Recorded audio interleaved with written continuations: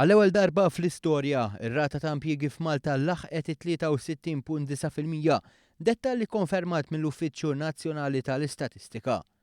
Din ir-rata ta' impjiegi kienet irreġistrata matul ir-reba' kwart tal-2015 u tfisser 4.4% aktar mill-istess żmien fl-aħħar sena ta' Gvern Nazzjonalista. Meta mqabbel mas-sena 2014 kien hemm żieda ta' kważi 5,400 persuna, bl-impjiegi full-time ikunu l-maġġoranza ta' xogħlijiet li osservaw żieda. In-nisa jaħdmu telgħu għal 51% minn 45% taħt amministrazzjoni preċedenti. Ir-rata ta' qata raba' kwart tas-sena kienet l-inqas waħda minn kemm ilha tinġabar l-informazzjoni mill-Eurostat. Ma kinux biss l-impjiegi li żdiedu, iżda anke l-paga medja tant li għoliet b'4% ekwivalenti għal €654 fis-sena.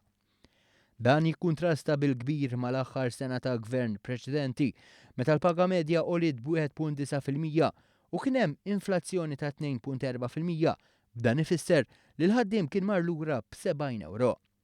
Fis-stqarrija l-gvern laqab sodisfazzjon din l-istatistika li tikkonferma kemm il-qagħda finanzjarja tal-familji f'pajjiżna qed titjieb. Il-gvern tenna li fix-xhur li ġejjin ser ikompli jirranka tkabbir fit-dħul tal-familja permezz tar-raba' tnaqqis fl-income tax u roħs fil-prezzijiet tal-fuel.